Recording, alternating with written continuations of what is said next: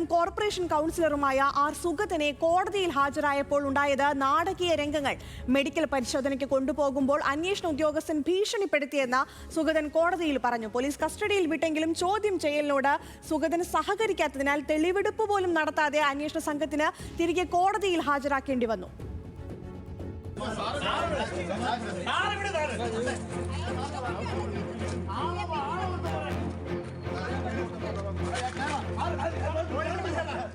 തിരുവനന്തപുരം വെള്ളൈക്കടവിൽ കഴിഞ്ഞ മാർച്ചിലുണ്ടായ സംഘർഷവുമായി ബന്ധപ്പെട്ട കേസിലാണ് കാപ്പ കേസ് പ്രതി സുഗതനെ പോലീസ് നെടുമങ്ങാട് കോടതിയിൽ ഹാജരാക്കിയത്.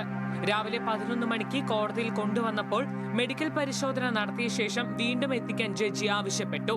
ഇതിനെ തുടർന്ന് മെഡിക്കൽ പരിശോധനയ്ക്ക് ആശുപത്രിയിലേക്ക് കൊണ്ടുപോകുന്ന വഴി അന്വേഷണ ഉദ്യോഗസ്ഥനായ വട്ടിയൂർക്കാവ് എസ്ഐ മോശമായി പെരുമാറിയെന്നാണ് സുഗതന്റെ പരാതി.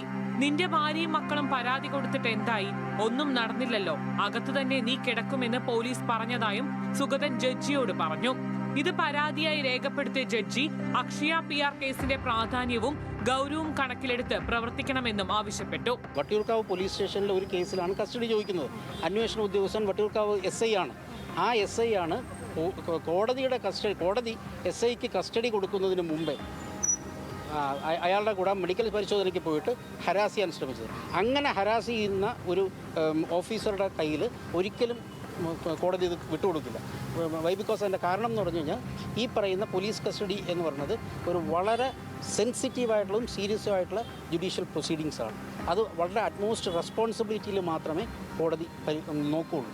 അതുകൊണ്ടാണ് ഈ ഇൻവെസ്റ്റിഗേറ്റിംഗ് ഓഫീസറുടെ കയ്യിൽ സുഗതനെ വിട്ടുതരില്ല, വേറെ ആളെ കൊണ്ടുവരാൻ പറയും.